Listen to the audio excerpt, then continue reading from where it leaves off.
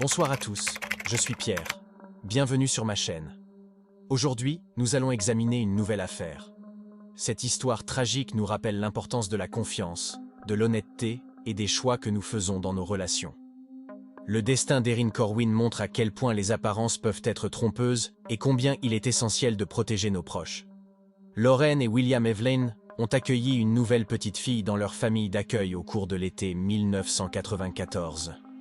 Ils l'ont prénommée Erin, et elle est rapidement devenue un membre à part entière de leur foyer. Dès son arrivée, Lauren et William se sont attachés à lui donner autant d'amour et d'attention qu'à leurs propres enfants. Erin a grandi entourée de l'affection de ses sœurs adoptives, avec lesquelles elle a tissé des liens très forts. Ils formaient une famille unie qui se soutenait dans les bons comme dans les mauvais moments, et Erin a naturellement trouvé sa place au sein de cette harmonie familiale. Lorsqu'Erin eut 3 ans, Lauren et William prirent une décision importante. Ils allaient l'adopter officiellement. Conscients du lien unique qui les unissait à elle, ils souhaitaient lui assurer un foyer stable et aimant dans lequel elle pourrait s'épanouir. La procédure d'adoption fut menée à terme et Erin devint officiellement une Evelyn. Cette adoption renforça davantage les liens familiaux, et Erin trouva en Lauren et William des parents sur lesquels elle pouvait compter à chaque étape de sa vie. En grandissant, Erin s'est révélée être une enfant timide et introvertie. Elle avait du mal à exprimer ses émotions et à nouer des relations avec les autres. Cependant, une passion particulière lui permettait de s'épanouir. Les chevaux. Très jeune, Erin développa une affinité naturelle avec ces animaux. Elle se sentait apaisée en leur présence et trouva refuge dans le monde équestre. Le centre équestre de l'East Tennessee devint son havre de paix. Là-bas, elle pouvait s'évader des pressions du quotidien et explorer librement ses émotions, tout en découvrant sa propre force intérieure. Les heures qu'elle passait à s'occuper des chevaux et à les monter étaient pour elle une source de réconfort. Dans cet univers bienveillant, Erin trouvait une liberté qu'elle peinait à expérimenter ailleurs. Lauren et William avaient instauré des règles strictes pour leurs enfants, notamment concernant les relations amoureuses. Pour eux, la famille et les valeurs traditionnelles devaient rester au cœur de leur vie. Lorsqu'Erin fit la connaissance de John Corwin, elle sentit immédiatement qu'il était quelqu'un de spécial. John était bienveillant, respectueux et sincèrement désireux de mieux la connaître. Toutefois, Erin savait que ses parents ne prendraient pas à la légère sa relation avec un garçon.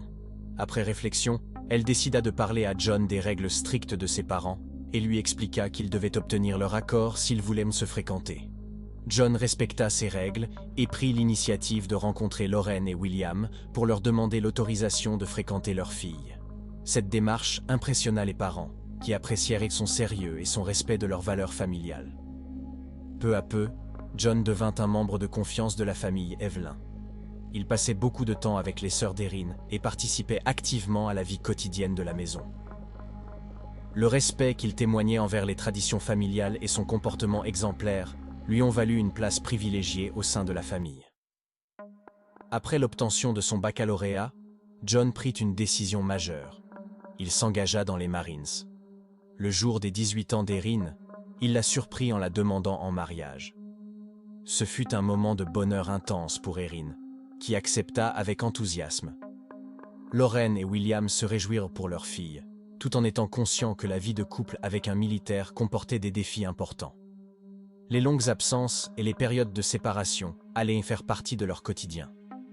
Malgré ces inquiétudes, ils croyaient fermement en la solidité du couple formé par Erin et John et étaient convaincus qu'ils surmonteraient ces épreuves ensemble. Erin et John se marièrent à Las Vegas après avoir assisté au bal des Marines. Peu après leur mariage, John fut affecté à la base de 29 Palms, en Californie, une installation militaire située au cœur du désert du Mojave. En 2013, le couple apprit avec joie qu'ils attendaient leur premier enfant. Cependant, quelques mois plus tard, ils furent confrontés à une épreuve tragique. Erin fit une fausse couche. Cette perte fut particulièrement difficile à surmonter pour elle. Elle sombra dans une profonde tristesse, mais John resta à ses côtés, l'accompagnant avec patience et bienveillance. Déterminée à fonder une famille, Erin confia à John qu'elle serait prête à réessayer dès qu'elle se sentirait mieux. Quelques mois après cette épreuve, Erin fit un test de grossesse qui se révéla positif. Elle décida toutefois de garder la nouvelle secrète jusqu'à la visite de sa mère en Californie, prévue pour le mois de juin. Erin et sa mère avaient prévu de passer du temps ensemble à San Diego, de visiter SeaWorld et le zoo, et de découvrir le parc national de Joshua Tree. Erin souhaitait partager cette annonce en personne, espérant rendre ce moment encore plus mémorable. Le 28 juin, elle partit seule en reconnaissance dans le parc, désireuse de repérer les plus beaux sentiers de randonnée pour leur visite à venir. Avant de partir, elle embrassa John et lui promit de rentrer dans l'après-midi. Cependant, ce soir-là, Erin ne rentra pas chez elle. Inquiet, John tenta de la joindre à plusieurs reprises, mais elle ne répondit à aucun de ses appels. En effet, ce soir-là, Erin reste introuvable. Suite à quoi, le lendemain matin, il contacta Laura, la mère d'Erin, pour l'informer de la situation. Ensemble, ils décidèrent de prévenir les autorités. John contacta la police du comté de San Bernardino pour signaler la disparition de sa femme. Accompagné de ses camarades Marines, il se rendit au parc de Joshua Tree pour participer aux recherches. Le parc national de Joshua Tree, avec ses vastes étendues désertiques et son relief accidenté, rendait les recherches particulièrement difficiles. Les températures élevées compliquaient davantage la situation. Au fil de l'enquête, les enquêteurs découvrirent que le mariage d'Erin et John avait été mis à rude épreuve après la perte de leur bébé. Erin s'était rapprochée de Chris Lee, un autre marine, et de sa femme Nicole. Les enquêteurs apprirent qu'Erin et Chris avaient entamé une liaison, malgré les tentatives d'Erin pour sauver son mariage avec John. Nicole, soupçonnant cette relation, en avait informé John. Bien que profondément blessé par cette trahison, John resta déterminé à sauver son couple. Erin sembla mettre un terme à sa relation avec Chris, mais les enquêteurs découvrirent rapidement que cette rupture n'était qu'apparente. Jessica, une amie proche d'Erin, révéla que celle-ci avait prévu de retrouver Chris le jour de sa disparition. Elle confia également que l'identité du père de l'enfant qu'Erin portait demeurait incertaine. Quelques jours après la disparition, la voiture d'Erin fut retrouvée près de l'entrée du parc, avec des traces indiquant qu'elle avait probablement rejoint un autre véhicule. Les enquêteurs interrogent Chris, qui finit par ailleurs par avouer sa liaison avec Erin. Cependant, il nia l'avoir rencontrée le jour de sa disparition. Chris Lee, bien que coopératif au début de l'enquête, devint de plus en plus évasif à mesure que les questions des enquêteurs se précisaient. Les agents concentrèrent alors leurs investigations sur le ranch White Rock Horse, où Erin et Chris avaient passé beaucoup de temps ensemble. Le propriétaire du ranch expliqua que Chris avait appelé le jour de la disparition d'Erin pour dire qu'il ne viendrait pas travailler car il était souffrant.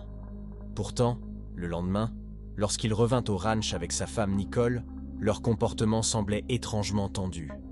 Nicole, quant à elle, prétendait qu'Erin avait simulé sa disparition pour attirer l'attention et la compassion. Les enquêteurs apprirent aussi que Chris et sa famille préparaient dans leur déménagement en Alaska, alors que son service militaire touchait à sa fin. Durant l'enquête, ils obtinrent l'autorisation de fouiller le véhicule que le propriétaire du ranch avait prêté à Chris pour transporter ses affaires. À l'intérieur, ils découvrirent un objet suspect, un lance-pomme de terre artisanal, considéré comme une arme illégale en Californie. Cette découverte permet aux enquêteurs de procéder au placement en garde à vue de Chris. En effet, bien qu'il ait été libéré sous caution, cela leur donne suffisamment de temps pour approfondir l'examen des preuves. Pendant ce temps, les recherches se poursuivaient dans le parc national de Joshua Tree. Le terrain vaste et accidenté constituait un défi logistique majeur.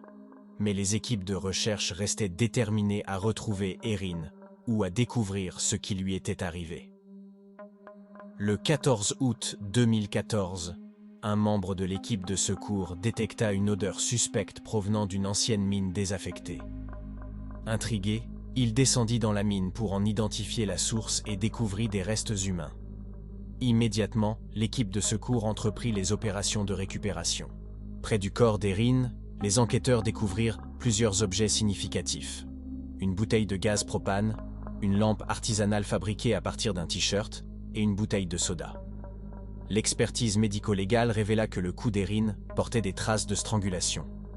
L'autopsie confirma que l'asphyxie était la cause du décès. En analysant les objets trouvés sur place, les experts identifièrent l'ADN de Chris Lee sur le t-shirt utilisé pour fabriquer la lampe, ainsi que sur la bouteille de soda. Ces preuves irréfutables établirent le lien entre Chris et le meurtre d'Erin. Lors de son arrestation, Chris Lee finit par avouer avoir rencontré Erin le jour de sa disparition. Cependant, il présenta une version troublante des événements. Il prétendit qu'Erin avait maltraité sa fille Liberty et que, submergé par la colère et l'horreur, il l'avait étranglée dans un accès de rage. Cette défense ne convainquit ni les enquêteurs ni le jury lors de son procès. Tous ceux qui connaissaient Erin affirmèrent qu'elle était incapable de faire du mal aux enfants. Le procès de Chris Lee révéla une version bien plus sombre de ses intentions. Selon l'accusation, Chris avait attiré Erin au parc national de Joshua Tree sous prétexte d'une escapade romantique. Une fois sur place, il l'avait conduite dans une zone isolée de la mine Rose Pérou. Là, il l'avait assassinée de sang-froid, cherchant ensuite à faire disparaître son corps pour effacer toute trace de leur liaison. Chris avait apparemment prévu de faire exploser la mine en utilisant la lampe improvisée et le propane, espérant ainsi détruire toutes les preuves. Pour une raison inexpliquée, il n'avait jamais mis ce plan à exécution. Au cours du procès, plusieurs témoignages accablants furent présentés. Un ami de Chris déclara que ce dernier s'était étrangement intéressé aux moyens de faire disparaître un corps dans les semaines précédant la disparition d'Erin. De plus, il avait remarqué une bouteille de propane blanche dans la voiture de Chris, identique à celle retrouvée près du corps d'Erin. Le témoignage le plus bouleversant vint de Jessica, l'amie d'Erin, qui expliqua que la jeune femme pensait que Chris allait la demander en mariage, bien qu'elle fût déjà mariée et enceinte. Ce témoignage fit comprendre au jury qu'Erin n'avait jamais imaginé mettre sa vie en danger en retrouvant Chris ce jour-là. Les preuves ADN et les témoignages présentés au procès ne laissèrent aucun doute. Suite à quoi, le jury déclare Chris Lee coupable de meurtre avec préméditation. Il est par ailleurs condamné à la réclusion criminelle à perpétuité sans possibilité de libération conditionnelle. Le verdict apporta une forme de justice à la famille d'Erin, bien que rien ne puisse compenser la perte tragique de leur fille. John Corwin, le mari d'Erin, fut mis hors de cause après avoir passé un test polygraphique, confirmant qu'il avait dit la vérité depuis le début. Pour la famille Evelyn, la disparition et le meurtre d'Erin demeurent une blessure béante. Ce drame a révélé à quel point les relations humaines peuvent être complexes et les apparences trompeuses. À travers cette épreuve, la famille d'Erin a trouvé du réconfort dans le soutien de leurs proches et dans la certitude que justice avait été rendue. Pourtant, le vide laissé par Erin ne pourra jamais être comblé. Sa mémoire continue de vivre dans le cœur de ceux qui l'ont aimée, rappel poignant de la fragilité de la vie et de l'importance de chérir chaque instant. Merci d'avoir suivi cette histoire. Je vous donne rendez-vous très bientôt pour de nouvelles affaires bouleversantes.